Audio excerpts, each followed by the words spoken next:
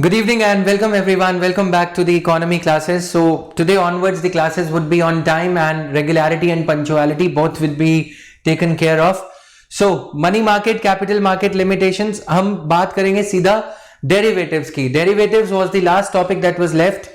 मैंने आपको glimpse दिया था कि derivatives as such कोई questions नहीं आ रहे. But you need to understand that day I was unwell, so I could not explain that properly as per your requirement maybe or as per my level of satisfaction. तो फटाफट से बता देता हूँ call क्या होता है, पुट ऑप्शन क्या होता है, derivatives market all in all है क्या. उसके बाद ये टॉपिक हमारा मोर और लेस ओवर हो जाएगा, राइट. इसके कुछ रिमेनिंग टॉपिक्स जो रह जाएंगे they have got something to do with the other topics, जैसे कि फॉरेन एक्सचेंज मार्केट, जैसे कि करेंसी डेरिवेटिव्स. मैंने आपको उस दिन एग्जाम्पल दिया था जिसके मीडियम से आई एक्सप्लेन्ड यू दिस थिंग. अब एक बार मनी मार्केट का स्ट्रक्चर पहले देख लेते हैं, हम कहां हैं वो भी हम समझ लेंगे, ठीक है. कोर इंस्ट्रूमेंट्स हमने कवर कर लिए जिनके बेसिस पे हम इन्वेस्टमेंट करते हैं. Financial markets in one glimpse. Money market if you want to borrow money for less than 1 year, ठीक है, लेस देन 1 ईयर के लिए मनी मार्केट. मनी मार्केट इसमें कह लो शॉर्ट टर्म क्रेडिट मार्केट्स रहती हैं, unorganised sector, organised sector. Call money market, bill money market, bill market, bills इसमें एक्सचेंज होते हैं, ये आज हम समझेंगे. ट्रेजरी बिल्स क्या होते हैं? ट्रेजरी क्या होती है? सरकार का खजाना, उसको हम ट्रेजरी बोलते हैं. जैसे इमेजिन करो एक बहुत बड़ा सा ट्रेजर ट्रोव है, जैसे ट्रंक होता है या कोई पेटी होती है पुराने जमाने के ना, उसमें सरकार का सारा पैसा क्रेडिट होता है. अब कभी कभी क्या होता है, जीएसटी, जैसे जून जुलाई अगस्त, जीएसटी 3 महीने का एक ही साथ सरकार को मिलेगा. लेकिन आज गवर्नमेंट को जून की 30th ऑफ जून की सैलरीज गवर्नमेंट को पे करनी है अपने एम्प्लॉइज को. अब शॉर्टफॉल हो जाएगा क्योंकि मनी आएगी अगस्त में लेकिन सैलरीज आज पे करनी है. उसके लिए गवर्नमेंट क्या करती है, 90 डेज, 3 महीने हो गए जून जुलाई अगस्त, 90 डेज ट्रेजरी बिल्स इशू करेगी गवर्नमेंट. 90 डेज के लिए पैसा बोरो कर लिया और थोड़ा सा ल्यूक्रेटिव इंटरेस्ट रेट बैंक्स को दे दिया. इसको बोला जाता है ट्रेजरी बिल्स. 3 महीने की बात है, हो सकता है 6 मंथ्स का भी हो, ये it could be of 6 months only, right. तो कमर्शियल बिल्स भी ऐसे, जो कमर्शियल एंटिटीज हैं, मान लो कि मेरी कंपनी है पार्ले जी, अब मेरे को पार्ले जी को शुगर खरीदना है शुगर मिल से, मैं 3 महीने के लिए उधार में शुगर खरीदूंगा. उस 3 महीने में मैं पार्ले जी बिस्किट्स को बनाऊंगा और बेचूंगा, मेरे पास पैसे आएंगे तब मैं जाके शुगर मिल को दूंगा. तब तक शुगर मिल पैसे कहां से लाएगा? तब तक के लिए sugar mill commercial bills issue करेगा. हुंडीज का इस बार क्वेश्चन पूछा गया प्रीलिम्स में. ये अनऑर्गेनाइज्ड मार्केट है. हुंडी क्या होता है कि आपने मेरे को कच्चे कागज पे लिख के दे दिया, पिंक कलर के बिल्स आप देखते हो जब कभी आप राशन की दुकान पे जाते हो तो वहां पे बिल्स इशू करे जा रहे होते हैं, वो हुंडीज होती हैं और कुछ नहीं होता. बिल्स ये होते हैं कि किराने वाला, लोकल ग्रोसरी स्टोर वाला जब पार्ले जी से या लोकल जो रस कंपनी है जो रस या कुछ ऐसा टोस्ट वगैरह सप्लाई करती है उस कन्फेक्शनरी स्टोर पे, उस राशन स्टोर पे, तो वो कच्चा बिल इशू कर देता है. उसमें ये लिखा होता है कि उस राशन स्टोर वाले को, टोस्ट बनाने वाली कंपनी को इतने पैसे देने हैं, जो कि वो स्टॉक को, जो स्टॉक आज वो परचेज कर रहा है राशन वाला, जब वो बिक जाएगा तब वो पैसे पे कर देगा, राइट. तो these type of instruments are there. धीरे धीरे से ग्लिम्स दे रहा हूं. कॉल मनी मार्केट, ये आज हम समझेंगे what is the meaning of call money market. अब अगर कैपिटल मार्केट को देखें, ऑर्गेनाइज्ड, इसका भी एक और दूसरा पहलू है unorganised. Loans from money lenders, जो हर गली मोहल्ले में इंडिया में या हर टाउन में एक बहुत बड़े गोल्ड स्मिथ की दुकान होती है, या जो पैसे ब्याज पे देते हैं, बहुत महंगा रेट ऑफ इंटरेस्ट ये लोग चार्ज करते हैं, 2% पर मंथ, पर एनम नहीं, पर ईयर नहीं, पर मंथ. हो सकता है कभी कभी 5% भी हो, डिपेंड करता है कि जिसको ये पैसे लेंड कर रहे हैं उसकी क्रेडिट वर्दीनेस क्या है. ये हम इसमें ज्यादा नहीं जाएंगे. Stock market we have covered, yes. Bonds, government bonds पे उस दिन मैंने समझाया था यील्ड का फिनोमिना क्या होता है. I had explained. Anybody any doubt in this?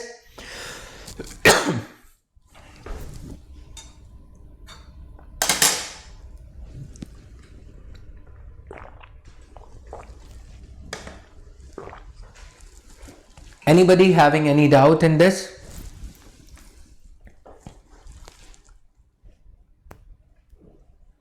Government bonds में किसी को कोई डाउट? Please answer quickly. अच्छा, अभी आपके पास डिलीवर हुआ होगा ये last part. Loans from indigenous bankers, money landers, ये भी अनऑर्गेनाइज साइड है। तो हमारी बिल मार्केट जो है आज रह गई है, उसको हम कवर करते हैं। ये जो है ये डेरिवेटिव, देखो ये तो है प्योर मार्केट, ठीक है, ये प्योर मार्केट है जो कि किस पे काम करता है? रियल इंस्ट्रूमेंट्स पे। इन्हीं इंस्ट्रूमेंट से डिराइव्ड जो मार्केट है उसको डेरिवेटिव्स मार्केट कहा जाता है। डेरिवेटिव्स में क्या होता है? इन्हीं के अराउंड कुछ इंस्ट्रूमेंट्स बना दिए जाते हैं। जैसे कि आपने क्या किया? बॉन्ड परचेज करी। अब बॉन्ड का प्राइस, जिसने बॉन्ड परचेज करा है, बॉन्ड के अराउंड डिराइव करके एक नया इंस्ट्रूमेंट बना दिया कि बॉन्ड का प्राइस कम होगा या ज्यादा होगा। बॉन्ड के प्राइस में उछाल के चलते डेरिवेटिव का प्राइस उछलेगा, ऊपर जाएगा। If the price of the bond is fluctuating in the upward direction, is increasing towards the higher prices, then derivative, यानी कि डेरिवेटिव ये बताता है कि इस बॉन्ड का प्राइस 20 फरवरी 2021 को क्या होगा। ये मैंने बताया था। It is derived. डिराइव्ड क्यों? क्योंकि जिन लोगों ने बॉन्ड्स परचेज करे हैं वो एक तरह से अपने बॉन्ड्स को प्रेडिक्ट करने की कोशिश कर रहे हैं, बॉन्ड्स के प्राइसेस को इन दी नियर फ्यूचर, सो दैट कल को वो लॉस में नहीं रहें। अब ये कहने को क्या है? स्पेक्युलेटिव मार्केट है। स्पेक्युलेटिव क्या होता है? मुनाफाखोरी, कि फसल उगाई किसी किसान ने और क्या वो किसान की फसल जो है उसका प्राइस क्या होगा। प्रिडिक्टेबिलिटी का एलिमेंट इंजेक्ट करने के लिए इन मार्केट्स को बनाया गया था। बट आज ये प्रिडिक्टेबिलिटी के लिए या रियल बिजनेस के लिए कम और स्पेक्यूलेशन के लिए ज्यादा यूज होते हैं।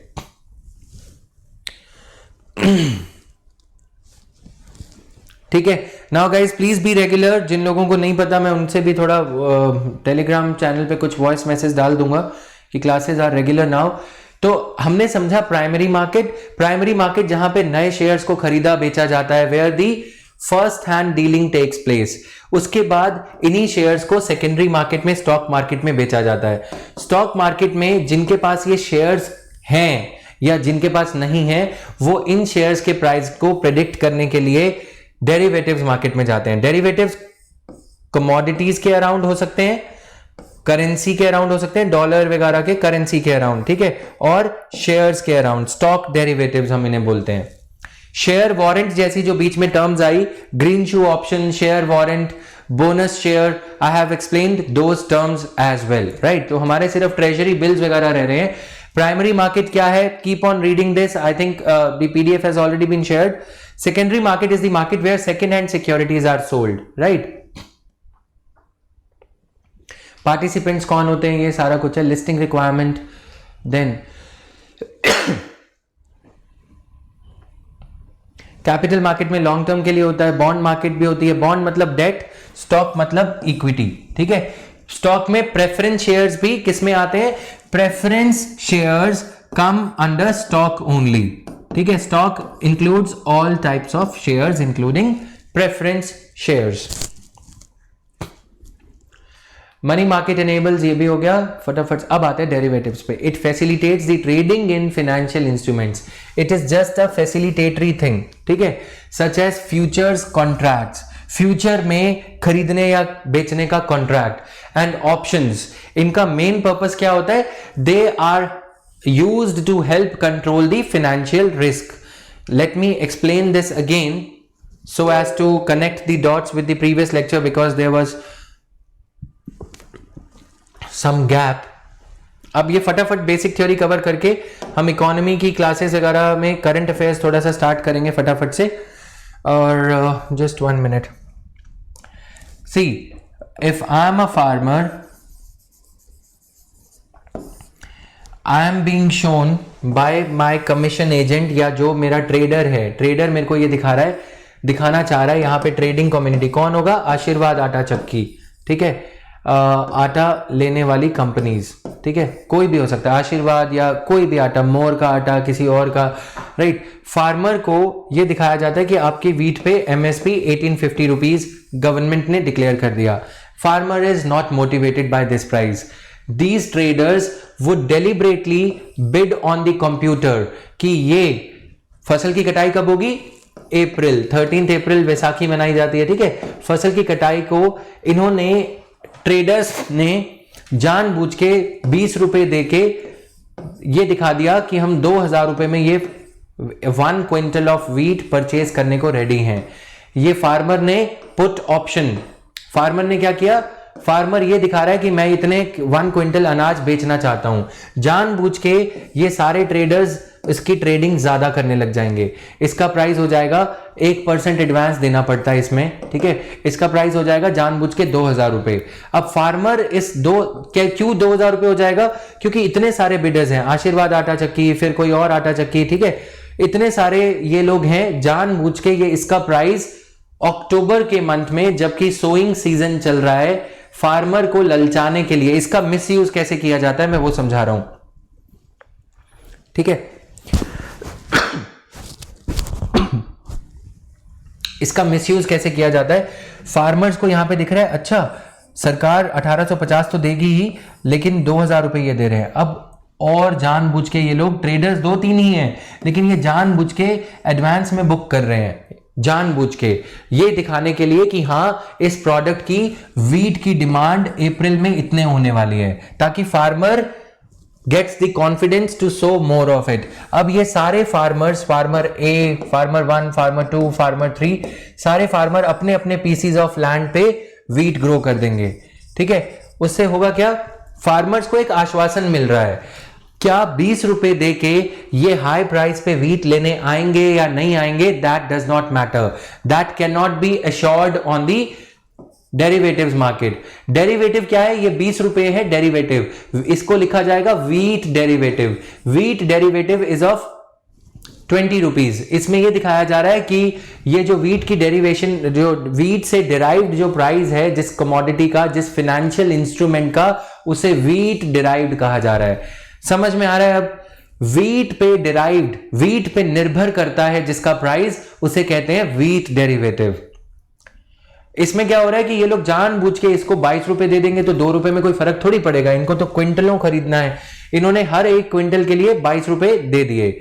अब जब इतने सारे फार्मर एक ही फूड ग्रेन, एक ही व्हीट क्रॉप ग्रो करेंगे, व्हीट का प्राइस हो जाएगा, भले ही सरकार बोलती रहे कि एफसीआई मिनिमम सपोर्ट प्राइस पे खरीद लेगी, लेकिन इसका एक्चुअल प्राइस 1600 रुपीज हो जाएगा, ठीक है। मेरे को क्या करना है, 1600 रुपीज के लिए सिर्फ 22 रुपए जानबूझ के मैंने फार्मर को ललचाने के लिए पे कर दिए। मेरी इफेक्टिव कॉस्ट क्या आई, 1600 प्लस 22 रुपीज। कहां मेरे को, अगर मैं आशीर्वाद आटा चक्की का ऑनर होने की हैसियत से अगर मैं ये सब फजिंग नहीं करता, फार्मर्स को झांसे में नहीं लेता, स्पेक्यूलेशन के लिए, मुनाफाखोरी के लिए, आर्बिट्रेज, एक टर्म यूज किया जाता है आर्बिट्रेज, आर्बिट्रेज होता है। अब मुझे कितना पैसा बचा, 1850 में मुझे लेना पड़ता, अब मुझे 1622, जो ये मैंने जानबूझ के फार्मर्स को सिड्यूस करने के लिए, फ्लीस करने के लिए, ललचाने के लिए 22 रुपए एक्स्ट्रा खर्च दिए, कोई बात नहीं, 1622 रुपए। मेरा इफेक्टिव फायदा कितना हुआ, 228 रुपए, 228 रुपीज का मुझे बेनिफिट हो गया ना। ये लोग जो स्मार्ट हैं वो करते हैं, एडवांस का परसेंटेज बढ़ा दे तो बेटर होगा। यस, एडवांस का परसेंटेज बढ़ा दें तो फिर ये लोग करेंगे ही नहीं, फिर ये लोग जो इसके क्रिटिसाइज करने लग जाएंगे गवर्नमेंट को। इसीलिए गवर्नमेंट ने क्या किया है, एडवांस का प्राइस नहीं बढ़ाया। जो मार्केट में 2 तरह के ट्रेड डेरिवेटिव्स होते हैं, ओवर द काउंटर एक्सचेंज, ठीक है, और जो सेट होती है, जो फॉर्मल ट्रेडिंग होती है, उसमें आप ज्यादा से ज्यादा 28 दिन की फ्यूचर ट्रेडिंग कर सकते हो। समझ में आया। 1 अक्टूबर को मैं परचेज करूंगा तो अक्टूबर का जो लास्ट फ्राइडे है उस दिन ये सेटलमेंट हो जाती है इसकी, यानी कि you can not have futures for a period beyond 28 days, ठीक है। अब अगर मैं ये फ्यूचर लेता हूं 13 अक्टूबर को, तो उससे 4 हफ्ते काउंट कर लो, 13 नवंबर को उसकी सेटलमेंट हो जाएगी, जो भी फ्राइडे होगा, ठीक है। 28 डे को उसकी सेटलमेंट हो जाएगी। अगर मैंने ये 27 अक्टूबर को फ्यूचर्स परचेज किया, मैक्सिमम 26 नवंबर को उसकी सेटलमेंट हो जाएगी। जो टाइम विंडो है उसको हमने रिड्यूस कर दिया गवर्नमेंट ने, सेबी ने, ठीक है। Futures trading.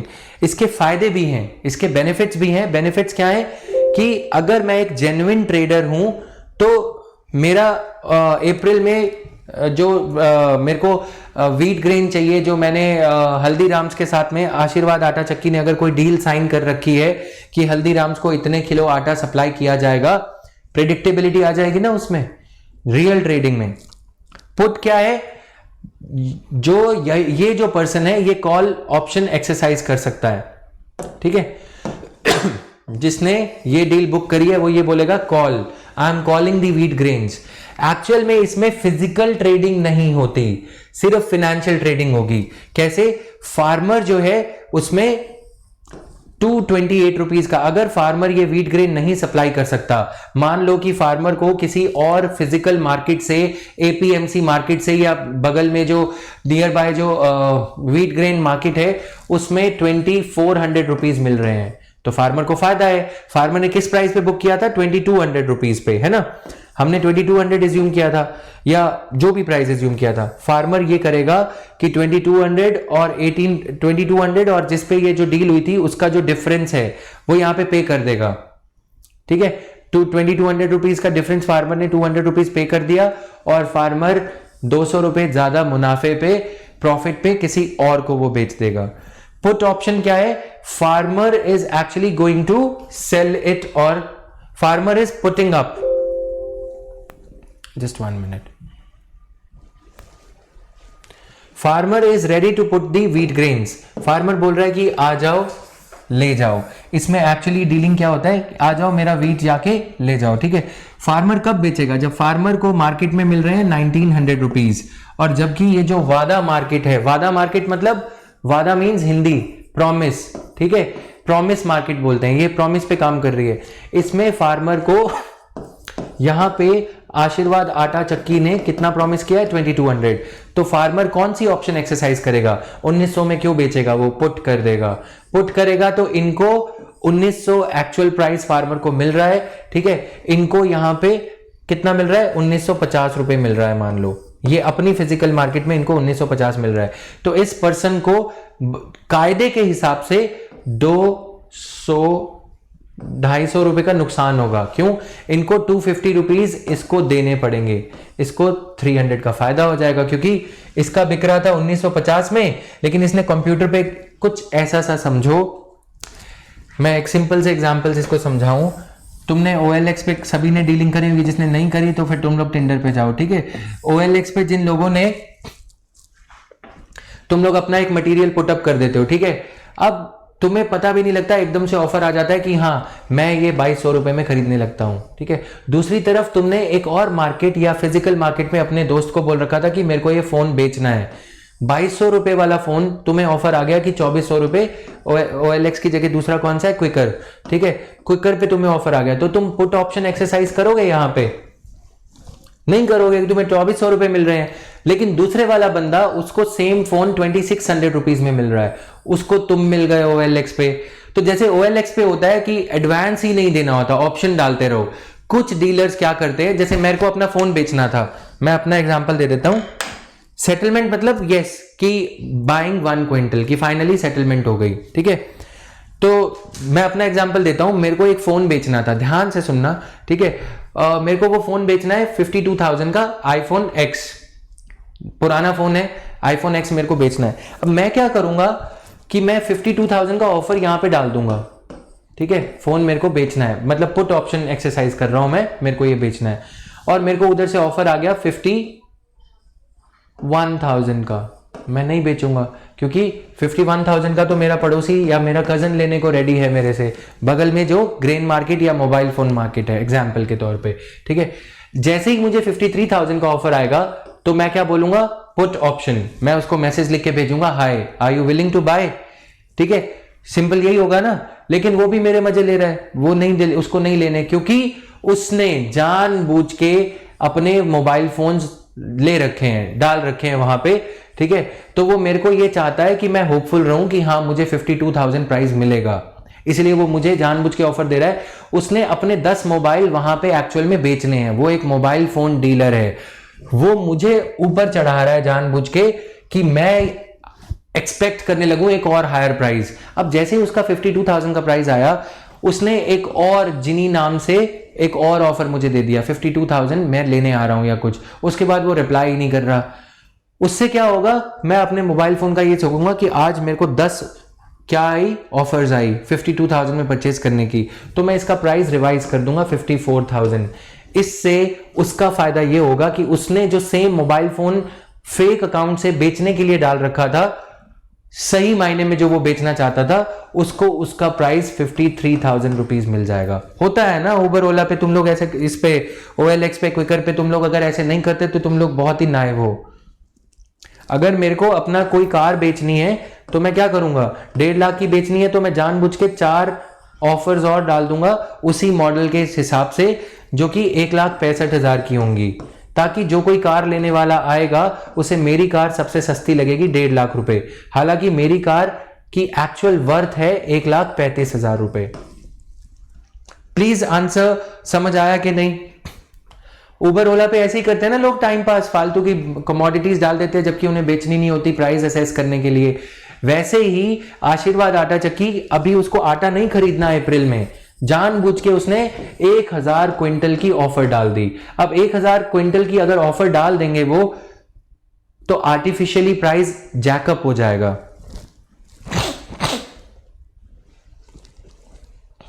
समझ में आया?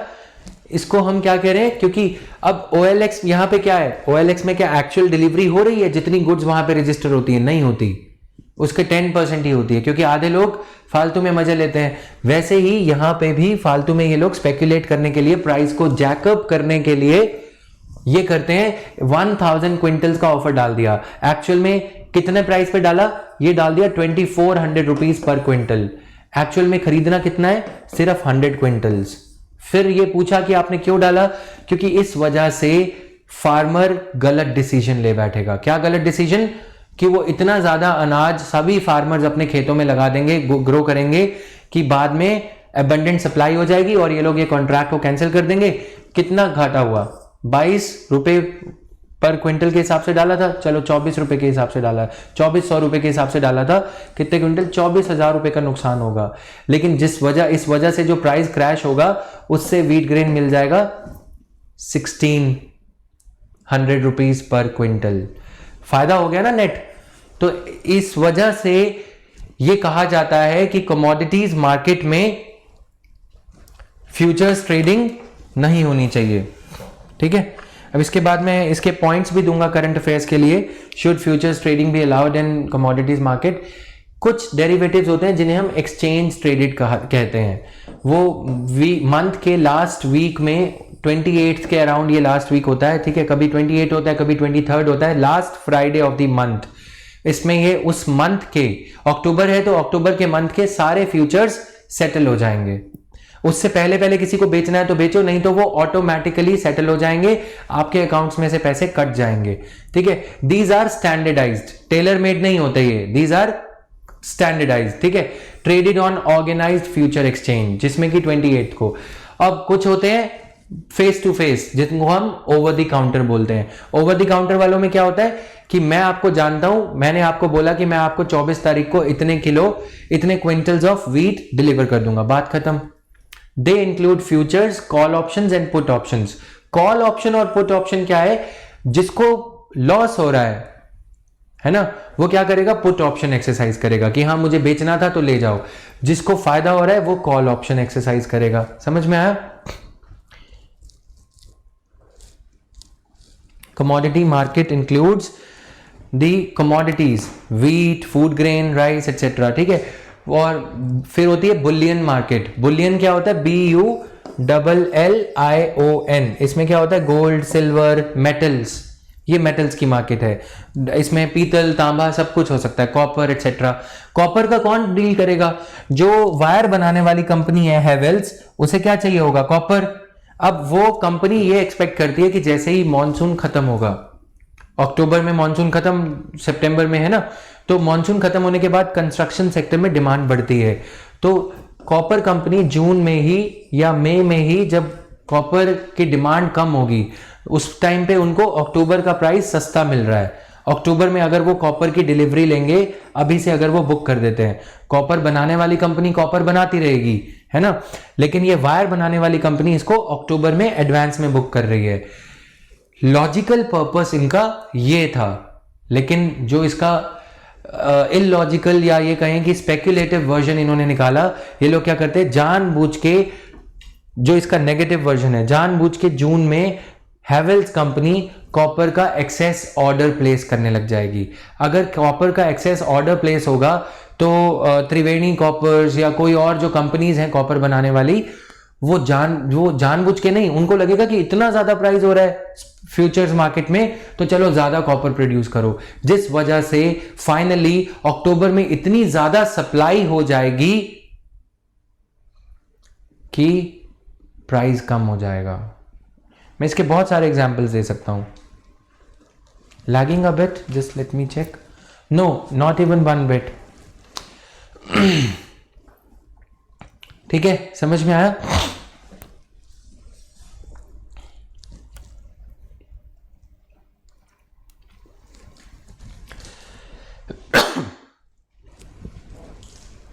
कुछ ऐसे समझ लो जैसे फन एकेडमी पे इतनी ज्यादा स्पेशल क्लासेस हो रही, तुम्हें लगेगा इतना ज्ञान बट रहा है, चलो मैं भी बुक कर देता हूं स्पेशल क्लास। समझ रहे हो ना? स्पेशल क्लास, आए दिन स्पेशल क्लास, आए दिन स्पेशल क्लास। लेकिन जब तुम वहां पे जाते हो क्या मिलता है? Time fish. फिर तुम आते हो रियल में पढ़ने के लिए, पढ़ते होगे नहीं, कोई सीरियस वीडियो या कोर्स ज्वाइन करोगे, ये क्या है, ये एक अलग ही डायमेंशन में चलती है। तो ऑफ लेट एक डाइकोटमी देखने को मिल रही है। डाइकोटमी मतलब डिफरेंस, जो रियल मार्केट है उसमें प्राइस अलग प्रिवेल करता है, और जो स्पेक्यूलेशन, जो फ्यूचर्स मार्केट है जहां पे स्पेक्यूलेशन होती है, मुनाफाखोरी होती है कि ज्यादा में खरीद के कम में बेच दिया, कम में खरीद के ज्यादा में बेच दिया, वहां पे एक all together different price scenario देखने को मिलता है। क्लियर? अब समझ में आ गया? Trading in such uniformed instruments requires from investors a payment of initial deposit, जैसा मैंने बताया टेंटेटिव रफली 1%, ठीक है, which is settled through a clearing house. Clearing house कौन होता है?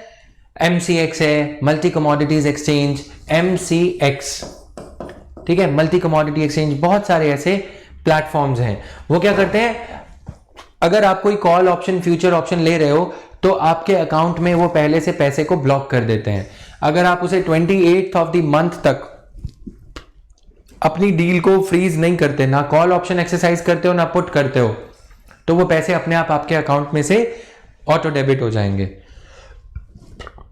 Aditya, call option means my dear, जिसको प्रोडक्ट चाहिए, यहां पे फार्मर है, इसने अपना वीट बेचा, और यहां पे कौन है? बायर, आशीर्वाद आटा चक्की, ठीक है, आटा लिख रहा हूं। अगर इनको ये आटा सस्ते में मिल रहा है, इन्होंने बुक किया था 1900 रुपीज पे, लेकिन आज एक्चुअल मार्केट में प्राइस है 2200 रुपीज, तो ये क्या करेंगे? ये कॉल ऑप्शन एक्सरसाइज करेंगे, बाय और सेल, ठीक है। अच्छा, इस वे में पूछ रहे हो, कॉल है buy, call means buying option, put means selling option, ठीक है।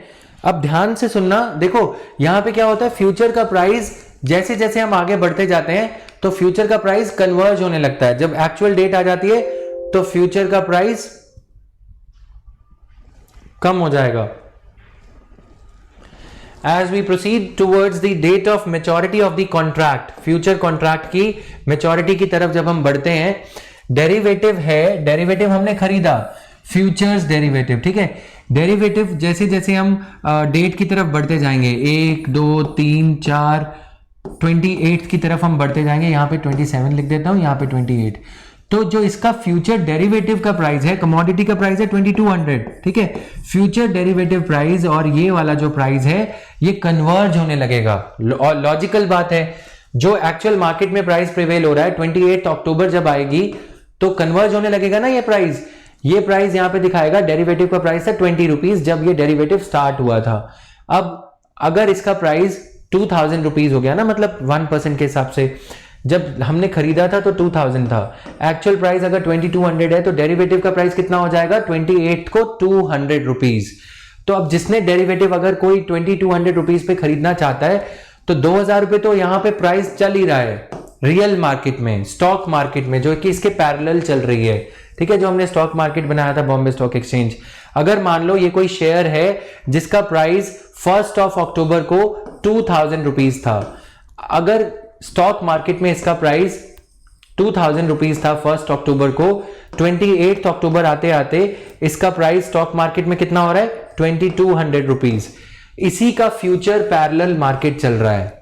इस शेयर को जो लोग 28 अक्टूबर को परचेज करना चाहते हैं वो लोग यहां पे बिडिंग कर रहे हैं, अटकलें लगा रहे हैं, क्या कर रहे हैं, गेसिंग कर रहे हैं कि इसका प्राइस जो है कितना हो जाएगा, 2000 रुपीज होगा, 2000 रुपीज ही होगा, सेम होगा, बढ़ेगा नहीं।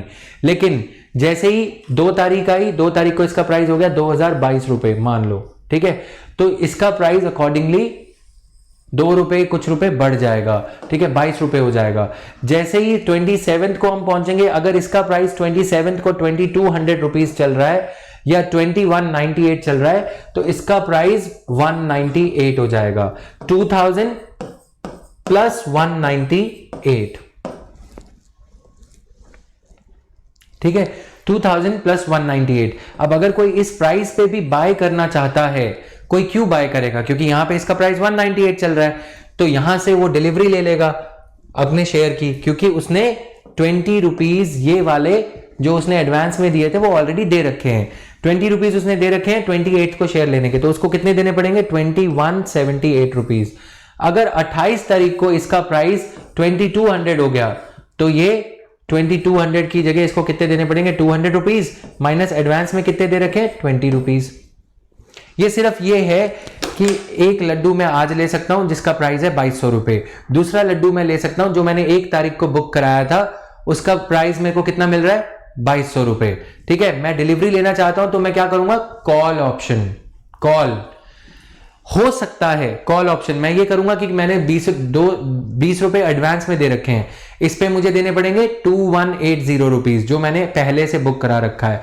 ये मैं किसी और से खरीदूंगा जिससे मेरा कोई लेना देना नहीं है, वो मुझे 2200 रुपए में देगा स्टॉक मार्केट से, ठीक है, ऑन द स्पॉट मार्केट। ये क्या है, फ्यूचर मार्केट। मैं फ्यूचर के प्राइस पे देख रहा हूं कि अगर ये मैं जुआ खेल रहा हूं कि मैं 20 रुपए देके बुक करा देता हूं, हो सकता है प्राइस कम हो जाए, समझ में आया। अब दूसरी चीज इसमें क्या है, about to tell you दूसरी चीज इसमें यह है कि 2200 रुपीज पे अगर मान लो कि इस मार्केट में मेरे को लगता है 26 अक्टूबर को कुछ ऐसी ट्रेडिंग हुई शेयर मार्केट में कि शेयर का प्राइस एकदम से कम हो गया, सॉरी बढ़ गया, ठीक है, 2250 हो गया, तो मेरे इसका चलो 2250 नहीं 2500 रुपीज मान लेते हैं, ठीक है। 28 को मेरा डेरिवेटिव की मैच्योरिटी की डेट है, 28 से पहले पहले मुझे फैसला लेना है। मैं इस पुट ऑप्शन को भी, डेरिवेटिव को भी जो मेरे डीमैट अकाउंट में डिपॉजिटेड है, मैं गाइस इस डेरिवेटिव को भी बेच सकता हूं। अगर इसका शेयर का प्राइस 2500 रुपीज हो रहा है, मैंने शेयर कितने में खरीदा है, मैंने सोचा था कि मैं 20 रुपए देता हूं, मेरे को 28 को तो 20 रुपए या मेरे डूब जाएंगे, या अगर ये 3000 रुपीज का हो जाता है तो मेरे को 10 रुपीज पर डेरिवेटिव बच जाएंगे। मैंने मान लिया कि मैंने एक ही डेरिवेटिव लिया है। अब अगर ये डेरिवेटिव का प्राइस 26 अक्टूबर को all of a sudden 25 rupees हो जाएगा, क्योंकि शेयर का प्राइस हो रहा है 2500 रुपीज, यहां पे कितना हो जाएगा 1%, 25 रुपीज, तो मैं पुट ऑप्शन एक्सरसाइज करूंगा और अपने 5 रुपए निकाल सकता हूं। मतलब 25 रुपए जो मैंने 20 रुपए की चीज खरीदी थी, वो मैच्योरिटी की डेट आते आते अगर 2500 रुपीज की हो रही है, वो शेयर जो अंडरलाइंग है, मैं शेयर नहीं खरीद रहा हूं, मैं शेयर के मार्जिन को सिर्फ बुक करने की कोशिश कर रहा हूं। डेरिवेटिव का प्राइस बढ़ जाएगा शेयर को कॉरेस्पॉन्ड करते हुए, 25 रुपीज हो जाएगा, तो मैं अपना डेरिवेटिव पुट भी कर सकता हूं। समझ में आया, मुनाफा लेके मैं निकल लूंगा, कट लूंगा पतली गली से, 5 रुपए मेरे बच गए।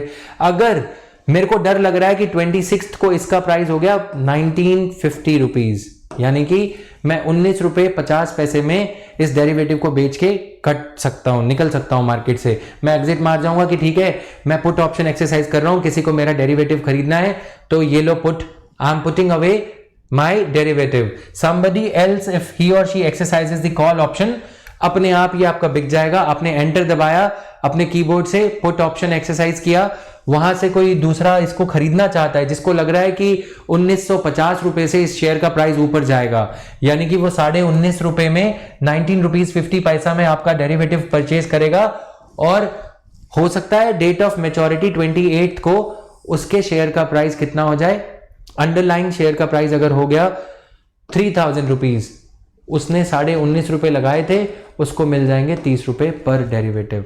अब क्लियर हो गया सबको? यानी कि हम यहां पे शेयर पुट नहीं कर रहे, हम शेयर की जो अंडरलाइन कमोडिटी है जिसे हम डेरिवेटिव कहते हैं, जो शेयर से वैल्यू डिराइव कर रहा है, हम उसको बेच रहे हैं।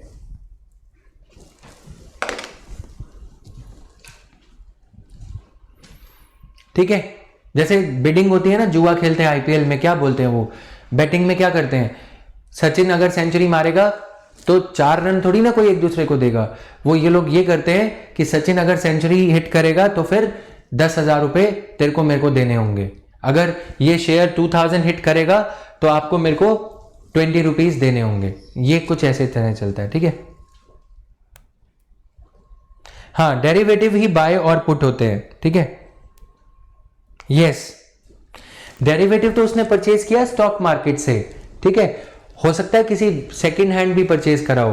पहले एक डेरिवेटिव मेरे पास था, मैंने उस डेरिवेटिव को बी को बेचा, अब बी उस डेरिवेटिव को पुट कर रहा है, सेल कर रहा है, क्योंकि बी को लगता है उस डेरिवेटिव को रखने से अब कोई फायदा नहीं है। Alright,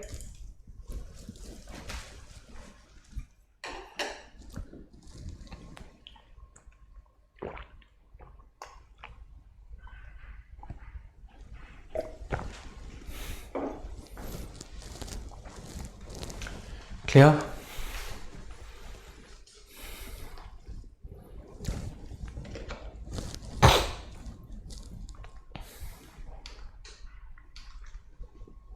Exchange traded derivatives is something we have covered.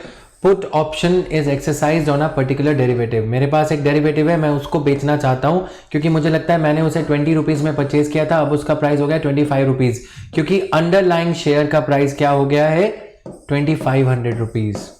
मैंने वो शेयर जब डेरिवेटिव तब खरीदा था जब उस शेयर का प्राइस 2000 रुपीज था। ये तो हुई सिंपल एक्सप्लेनेशन।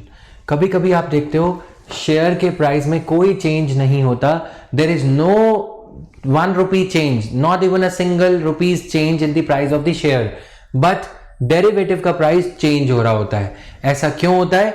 जब वीट की अगर हम बात करें, वीट का प्राइस आज तो सेम है, लेकिन मॉनसून खराब होने की वजह से नियर टर्म में आने वाले अक्टूबर में या आने वाले अप्रैल में वीट की स्कैरसिटी हो जाएगी।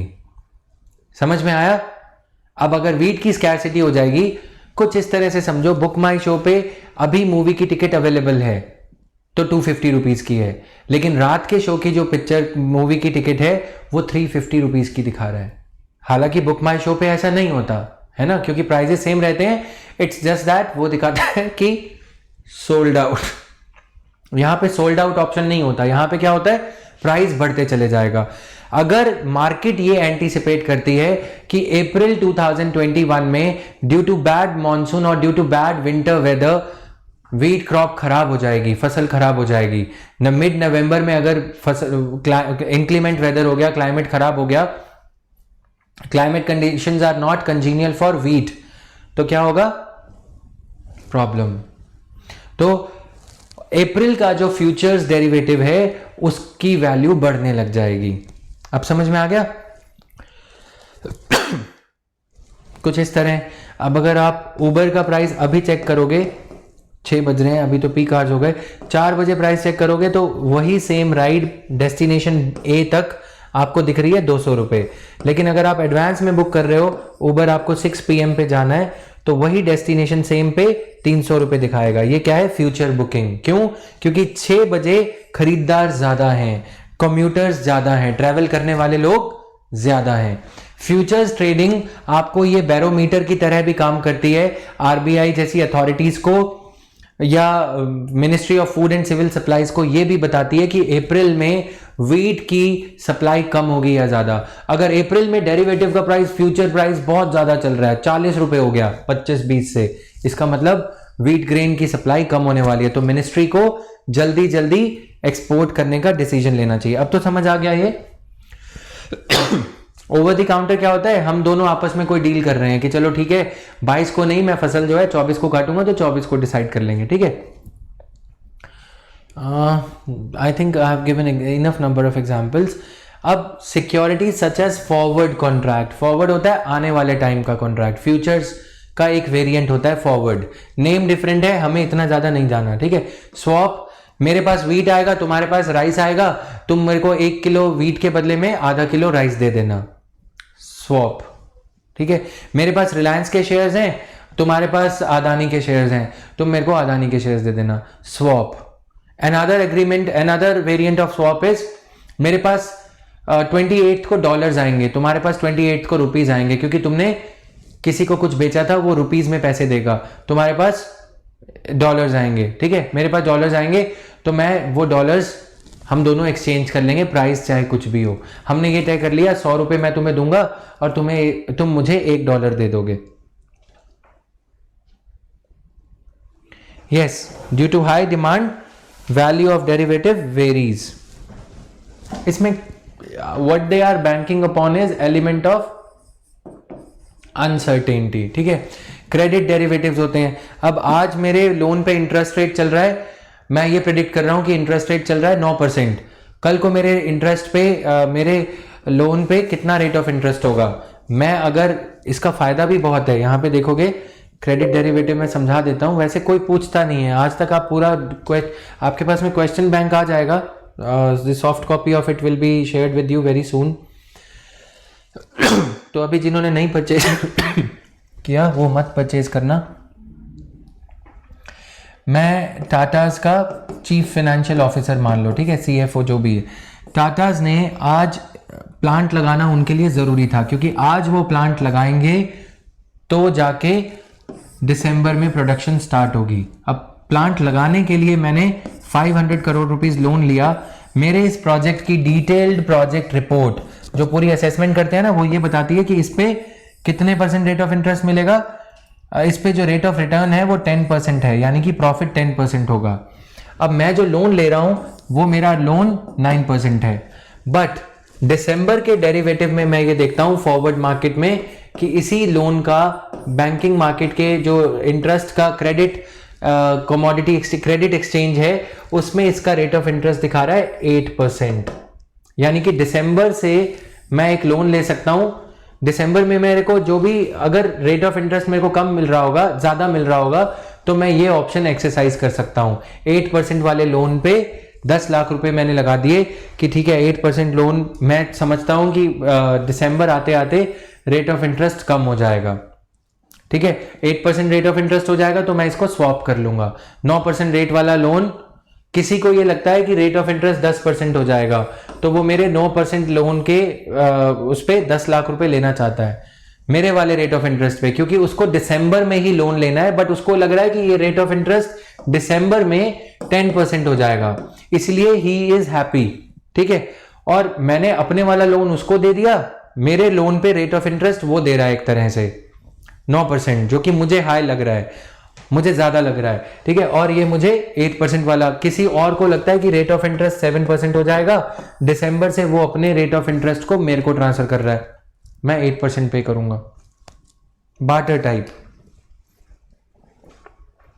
ठीक है। इंश्योरेंस मार्केट, इंश्योरेंस कैसे काम करता है, पूलिंग के वे से काम करता है।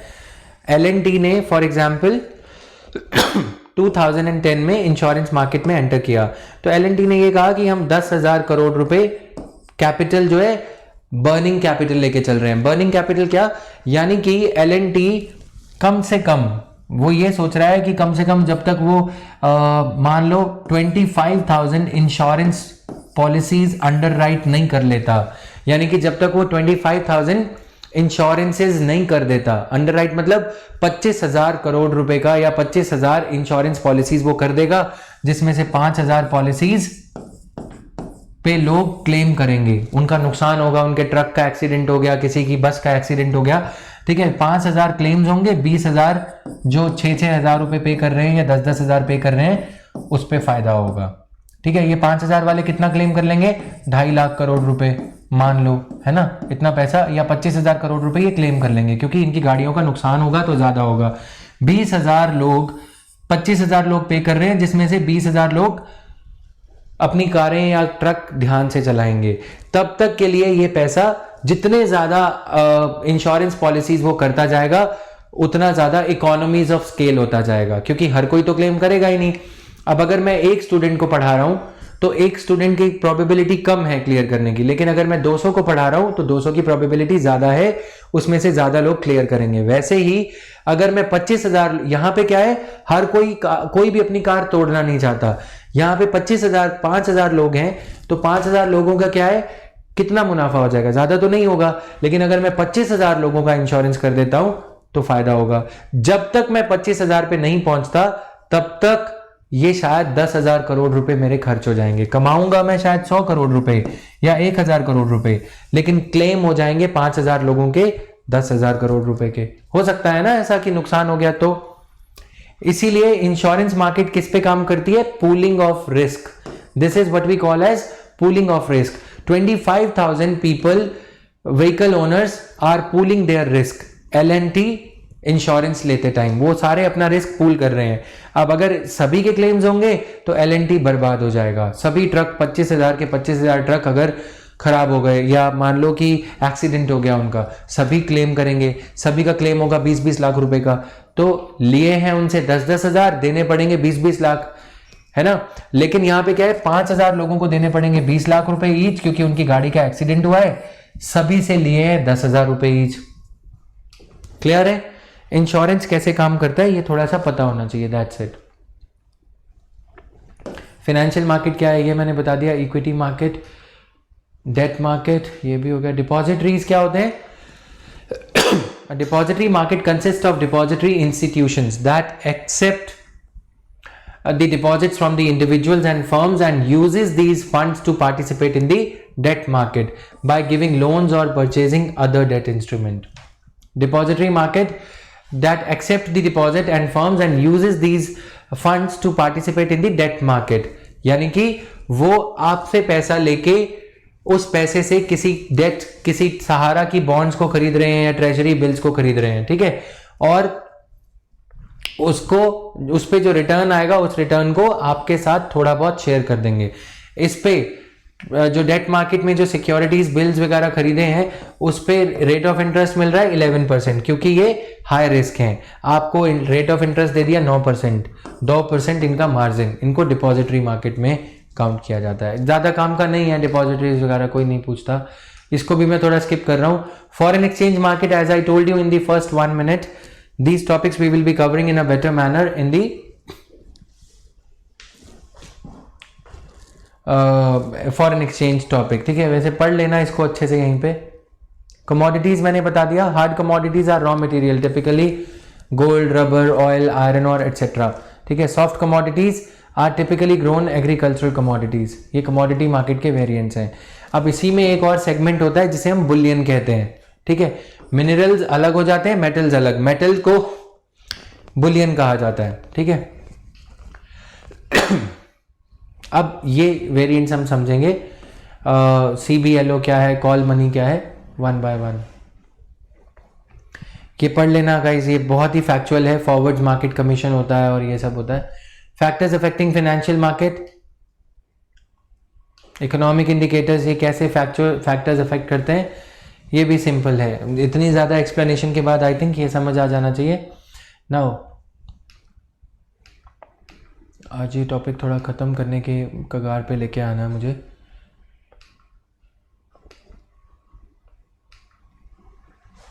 चक्रवर्ती कमेटी कोई पूछता नहीं है, पढ़ लेना एक बार, ठीक है। जो कमेटीज काम की होंगी उन्हें मैं अच्छे से कवर करूंगा।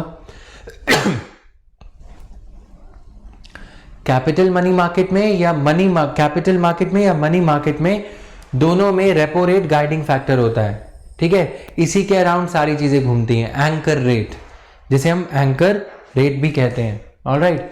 अब इसको कवर करो। ये पहले के यूपीएससी के ही क्वेश्चंस हैं पास्ट ईयर्स के, 2013, 12, 11, 14, 15। Please answer this question.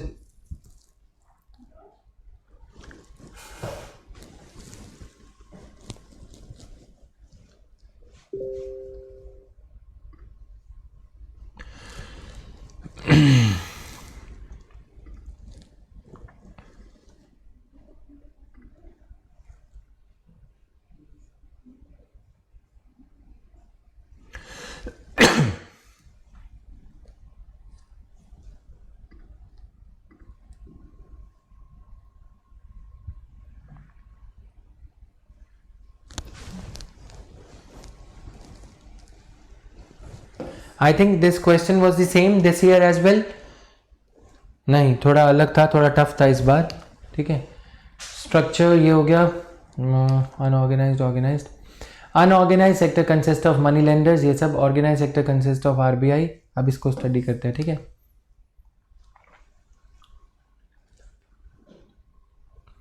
Yes तो ये एक बार देख लोगे, निधीज एंड चिट फंड, जिस पे भी क्वेश्चन आते रहते हैं तो इसको भी कवर करेंगे।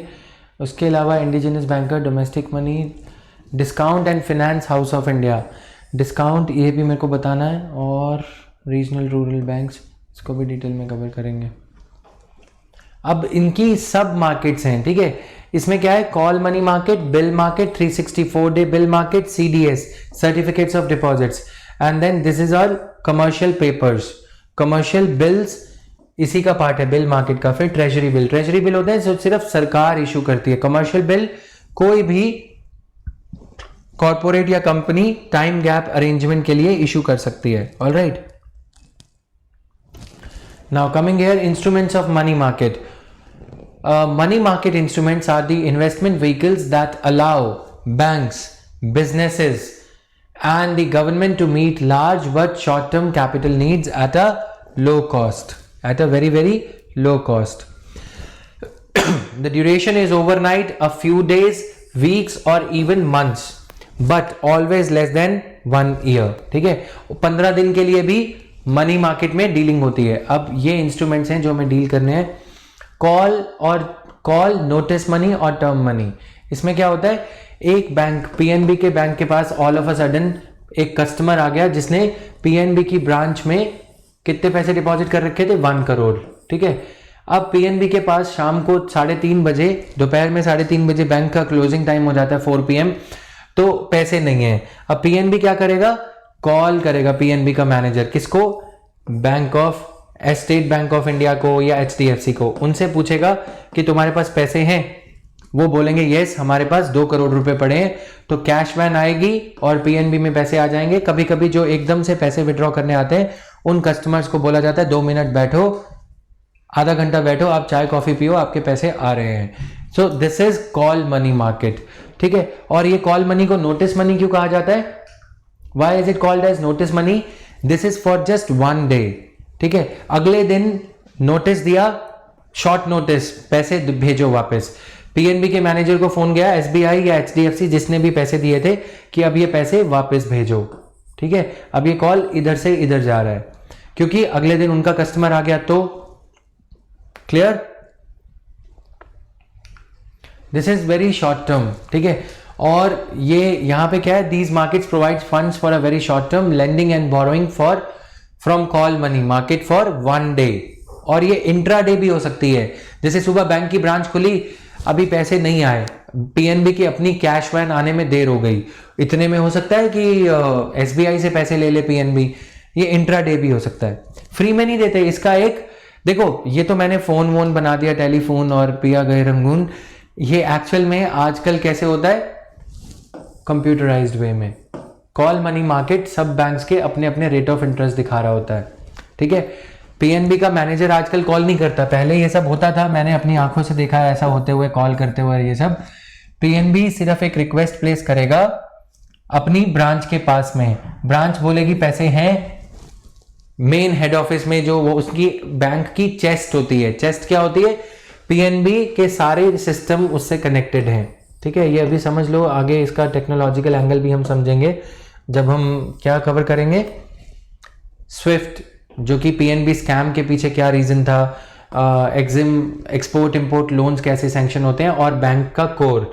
पीएनबी अपने सभी सिस्टम से कांटेक्ट करता है। जब कभी पीएनबी की ब्रांच से पहले रिक्वेस्ट आती है, ये पीएनबी की ग्रेन मार्केट ब्रांच है, ठीक है, और ये पीएनबी की बस स्टैंड ब्रांच है, मान लो बस स्टॉप है या रेलवे स्टेशन, जो भी, पहले ये रिक्वेस्ट पीएनबी यहां से प्लेस करेगा कि मुझे पैसे चाहिए। सिटी के सारे ब्रांचेस ने मना कर दिया, ये रिक्वेस्ट चेस्ट में गई, ठीक है, पीएनबी की चेस्ट में पैसे नहीं है।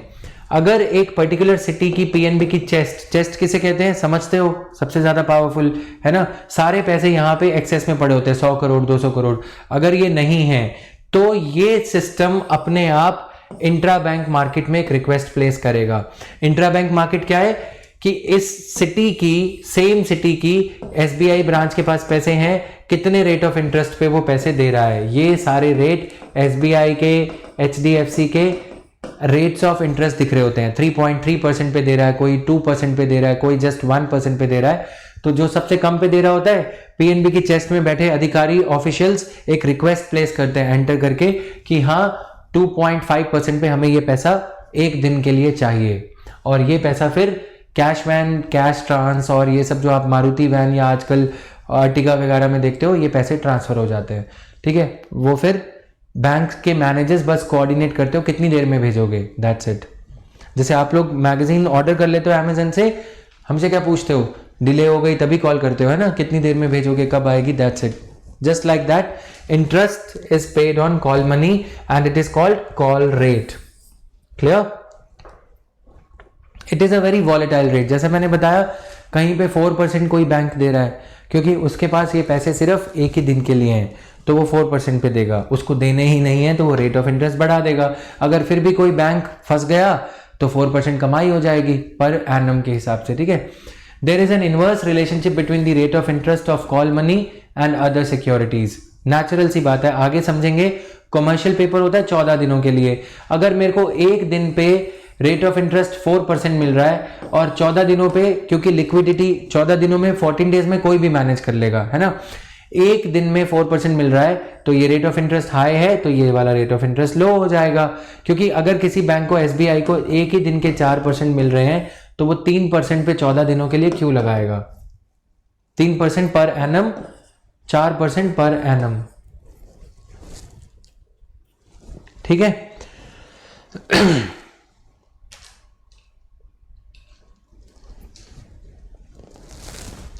सिक्योरिटी होती है वैसे तो इंटर बैंक में कोई सिक्योरिटी ऐसे चलती नहीं है, ठीक है। चलने को चला भी लो, अगर कोई बैंक इंसिस्ट करते हैं एक दूसरे को परेशान करने के लिए, जैसे एचडीएफसी और आईसीआईसीआई में नहीं बनती, तो वो गवर्नमेंट सिक्योरिटीज के बेसिस पे एक दूसरे को लोन देते हैं। कॉम्पिटिटर्स हैं, एसबीआई और पीएनबी वगैरह नहीं इंसिस्ट करते, बिना सिक्योरिटी के भी ये काम हो जाता है। Clear? The scheduled commercial banks, cooperative banks, ठीक है, they operate, while LIC ये सब NABARD are allowed to operate only as lenders। LIC के पास में प्रीमियम बहुत ज़्यादा इकट्ठा हो गया तो LIC लेंडर एक्ट कर सकता है या नहीं? Yes, this point is dynamic in nature, this is recent addition, so you should memorize this। Clear? अब समझ में आया call money market? There is an inverse relationship, ये सबको समझ में आ गया? ये इसका मतलब ये है कि अगर मैं उबर ड्राइवर हूं, मान लो, ठीक है, और मेरे को अभी जाने के 100 रुपये मिल रहे हैं एक कस्टमर से, वो कस्टमर मुझे, दूसरा कस्टमर ये कह रहा है कि 14 दिन मैं तुम्हारे साथ चलूंगा, 14 दिन में तुम्हारी कैब हायर करूंगा 14 डेज के लिए, तुम मुझे 60 रुपीज़ फिक्स्ड प्राइस लगा दो हमेशा के लिए। अगर मुझे अभी खड़ा हुआ कस्टमर 100 रुपये वाला मिल रहा है, क्या मैं ये फालतू की बकवास में इंटरेस्ट लूंगा? अभी के लिए तो मैं ये कहूंगा ना, the bird which is in hand is better than the flying bird, even though that bird is very rosy, very beautiful in feathers and all. मैं तो अभी का मुनाफा बुक करूंगा ना, मुनाफा चोर होता है। अभी 4% मिल रहा है, 14 दिनों का 3% बाद में देखेंगे, 13 दिन का देख लेंगे, अगली मार्केट का बाद में देख लेंगे, अभी तो सुपर प्रीमियम मिल रहा है। So there is an inverse relationship between rate of interest for this market and this market. Curve कुछ ऐसा बनेगा, ठीक है। अगर ये डिक्लाइन हो रहा है तो ये बढ़ रहा होगा। ये क्या है? Short term 1 day short term interest rate. ठीक है।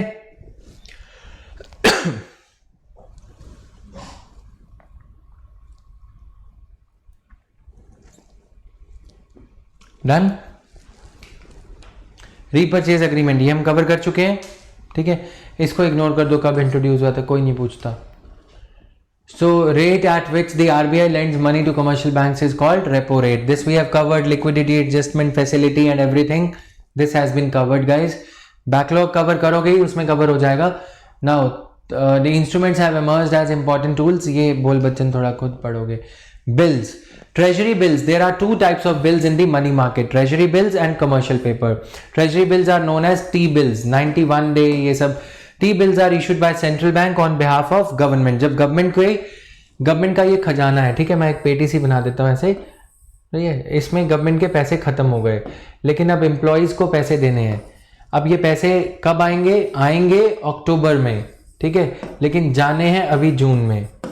1 जून को सैलरीज पे करनी है, 31 मई वाली। तो अब गवर्नमेंट क्या करेगी? ब्रिज लोन चाहिए, यहां तक तो पैसे आ ही जाएंगे, है ना। ब्रिज लोन के लिए गवर्नमेंट क्या करती है? ट्रेजरी को रिप्लेनिश करने के लिए, ट्रेजरी में दोबारा से पैसे भरने के लिए ये काम किया जाता है, ठीक है, रुपए और ऐड करने के लिए। इस 91 day treasury bill, 64 day treasury bill, 14 days, अगर पैसे जीएसटी की कलेक्शन की लास्ट डेट है 20 अक्टूबर, आज हम खड़े हैं 12 अक्टूबर पे, 8 दिन में पैसे आ ही जाएंगे, तो 7 दिन का ट्रेजरी बिल इशू कर दिया जाता है। Clear? Rest of it we will continue in the next class tomorrow, and one by one I am scheduling the Zoom calls with the students. दोबारा से हम वो सारी एक्टिविटी को रिज्यूम कर रहे हैं जो मेरे इल होने की वजह से थोड़ा बंद हो गई थी। तो if you have any query, anything related to your preparation, you can schedule your call. 2-3 I would say next 1 week में, इसी 5-6 डेज में काफ़ी सारे स्टूडेंट्स के साथ में कॉल्स हो जाएंगी, ठीक है। किसी को कोई भी डाउट है, time table related, preparation is not moving in the right direction, so you can reach out to me. Okay, so this was all. अब फुल रिगर के साथ में क्लासेस वगैरह चलेंगी, धीरे धीरे से क्लासेस को बढ़ाऊंगा। आज मेरी टोटल 4-5 आवर्स की टीचिंग हो जाएगी, इसलिए I am keeping the duration to around 1 hour each.